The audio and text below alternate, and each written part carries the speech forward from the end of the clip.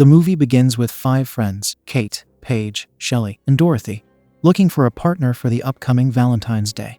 Kate and Paige go to a turbo dating event, looking for a potential date.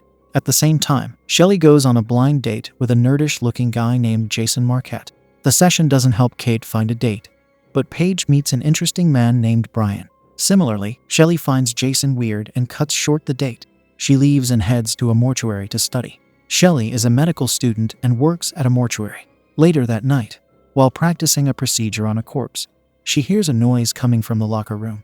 It is late at night, and the staff has already left, so Shelley decides to investigate. After being startled by a fellow student preparing to leave, she finds a Valentine's card taped to her locker door. The card, signed JM, features a Cupid picture and contains a strange threatening message directed at Shelley. She assumes it is a prank and returns to her study. When Shelley returns, she is horrified to find the corpse missing.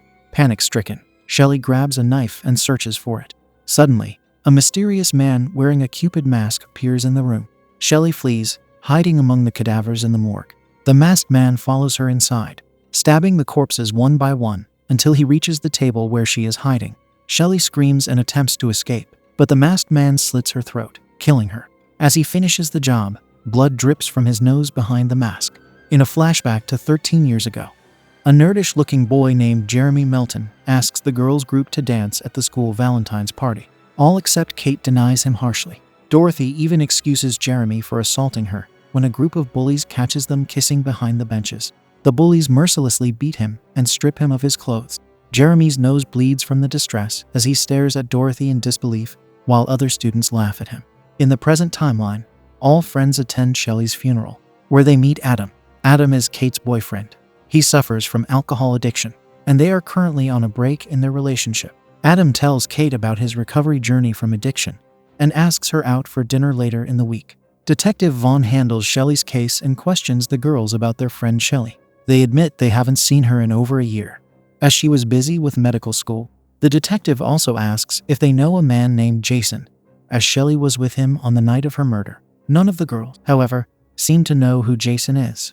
After returning home from the funeral, Dorothy receives a Valentine's card that visibly disturbs her. The card signed JM contains a cryptic threat hinting at her death. At the same time, Campbell arrives and asks Dorothy to let him stay at her house for a few days as a favor. Campbell is Dorothy's recent and secret boyfriend who claims to be in serious financial trouble after investing everything in an alleged startup. Dorothy agrees to let him stay.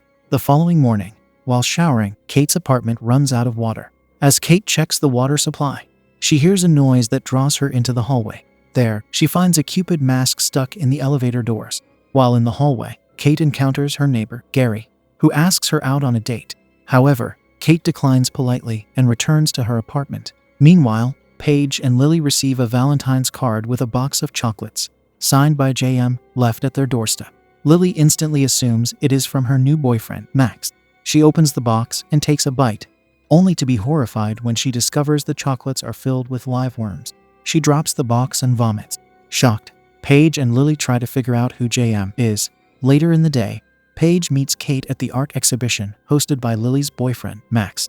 The exhibit consists of a series of maze-like passageways portraying love. Paige tells Kate about the strange incident involving chocolates they experienced earlier, while Kate shares her elevator incident from that morning. Lily and Dorothy briefly join them, introducing their boyfriends, Max and Campbell. Lily and Max start to make out in a corner when Max's friend, Amy, tries to join them. Lily gets furious and leaves. Lily gets lost in the maze while trying to escape the exhibition and encounters the Cupid masked man. He shoots an arrow into her stomach before she even realizes the threat. As the masked man carries out his task, blood drips from his nose. Meanwhile, Dorothy walks in on Campbell, who is confronted by one of his ex-girlfriends, Ruthie. Ruthie accuses Campbell of scamming her and warns Dorothy to be careful around him. The following morning, Detective Vaughn summons the girls for questioning. Kate, Paige, and Dorothy arrive, but Lily is absent. Vaughn questions them about Lily's whereabouts. Paige, unaware of Lily's murder, tells him that Lily is in LA for work. Vaughn then shows them a strange remembrance card, signed by Jeremy Melton. The girls wonder if Jeremy Melton is JM, who is delivering them threatening Valentine's cards. Vaughn dismisses their theory. He suspects Jason Marquette for Shelley's murder as he has the same initials, JM. On their way back, Dorothy confesses that she lied about Jeremy assaulting her. She admits that she framed Jeremy to protect her image. Dorothy is now afraid that Jeremy might seek revenge on her. Kate, though shocked by Dorothy's confession, calms her down. She reassures her that Jeremy could not have orchestrated such an elaborate plan for revenge. Intrigued by Dorothy's confession, Kate digs into Jeremy's file to find any recent news about him. Adam shows up at her place and reminds her about their dinner plans. Kate excuses herself for losing track of time and leaves for dinner. As they return to her apartment, she shares her suspicions that Jeremy may be sending the threatening Valentine's cards to her friends. The following morning, Vaughn calls the girls to the police station to share more information about Jeremy Melton. He reveals that Jeremy was sent to a mental hospital after 6 months in reform school, and he has been off the grid ever since.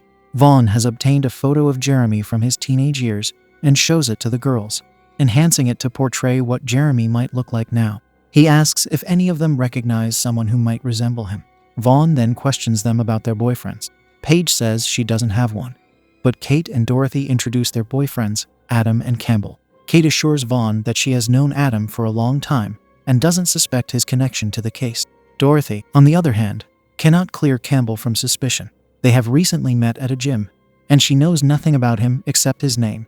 Vaughn suggests putting Campbell under suspicion since he is an unknown factor. Meanwhile, the Cupid masked man sneaks into Kate's apartment, where he encounters Gary, who has broken in and catches him trying on Kate's underwear. The masked man grabs a hot iron and burns his face.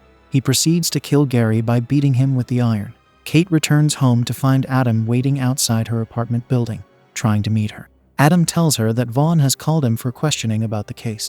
He then asks if she needs a date for the Valentine's Day party at Dorothy's house. Kate accepts. Kate enters the apartment and finds Paige waiting for her.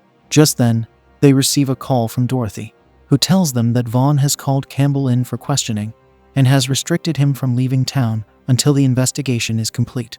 Vaughn calls Kate shortly after Dorothy's call and informs her that he has tracked down Jason and picked him up for questioning. He advises the girls to remain vigilant while he interrogates Jason. Dorothy is excited about her date and has planned a Valentine's Day party at her mansion tonight. She and Campbell exchange gifts. She gives him an expensive watch, and he gifts her a golden Cupid necklace.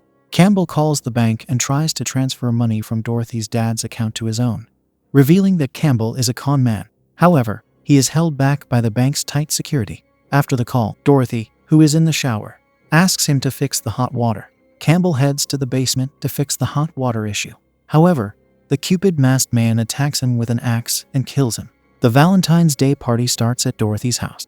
Kate and Adam arrive together, and Paige appears with her date Brian, the boy she met at the turbo dating session. Kate meets Dorothy, who seems upset about Campbell's disappearance and assumes he has dumped her. Kate reassures her that Campbell will show up soon and tries to cheer her up, but Dorothy remains inconsolable. Meanwhile, Brian takes Paige upstairs and asks her to make love with him. Paige senses that Brian is just like all the other guys who only want one thing, and tricks him into removing his clothes. She ties him to the bed, blindfolds him, and leaves him there. Meanwhile, Ruthie arrives at the party and confronts Dorothy about the Cupid necklace she is wearing. Ruthie claims that the necklace belongs to her. Kate and Paige intervene to calm things down and escort Ruthie out of the party. Disappointed by the drama and frustrated with her date, Paige leaves to relax in the hot tub downstairs. Meanwhile, Kate runs into Max, who tries to flirt with her. Uninterested, Kate brushes him off. During their conversation, Max mentions about Lily's unknown whereabouts. Alarmed, Kate realizes that Lily is likely dead and suspects Jeremy might be at the party. Ruthie, wandering through the house, ends up in the billiard room. She notices the Cupid masked man enter the room, dragging the lifeless body of the housemate. Horrified, Ruthie grabs a pool cue and strikes him on the head, knocking him down. Terrified, Ruthie flees and hides in the sauna down the hallway. However, she is discovered by the masked man and meets with her unfortunate fate. Frightened and desperate, Kate calls Vaughn to report Lily's disappearance. Vaughn advises her to remain cautious and alert around the people at the party, explaining that they had to release Jason. Vaughn speculates that if Jason is indeed the killer, he might show up at Dorothy's party. Vaughn assures Kate that he is on his way. Kate frantically searches the party for Paige, but spots Adam at the drinks table, heavily intoxicated. Furious, she confronts him for lying about staying sober and reminds him of his promise to change. Adam tries to justify his behavior, claiming he is drinking because of the occasion and not due to addiction. However, Kate refuses to believe him and demands that he stay away from her. Meanwhile, Paige relaxes in the hot tub. She feels someone's presence in the room and looks around but finds no one, which unsettles her. Suddenly, the Cupid masked man appears from behind, grabs her, and throws her into the tub before slamming the lid shut. Trapped inside, Paige struggles desperately to breathe, banging on the lid in a frantic attempt to break free. The masked man picks up a power drill and stabs through the lid, injuring Paige in the shoulder. With cruel precision, he opens the lid and tosses the drill into the water, electrocuting Paige to her death. The intense electrocution causes a short circuit, plunging the entire mansion into darkness. Following the blackout, most partygoers leave the mansion, leaving only Kate and Dorothy behind. The two begin accusing each other's boyfriends of being the killer. Dorothy claims that Jeremy could have undergone plastic surgery to become Adam, revealing that she has always been suspicious of him. Kate attempts to de-escalate the situation. She points out that the same logic could apply to Campbell, as no one knows much about him. Dorothy, overwhelmed, finally breaks down and vents her long-standing resentment. She expresses her feelings of being an outcast within their group since middle school due to her weight and appearance.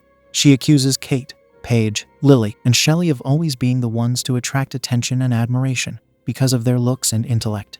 Leaving her behind, Dorothy storms out, leaving Kate with the weight of her anger and pain. Kate calls Vaughn to confirm his arrival at the party, but is startled when she hears his phone ringing nearby.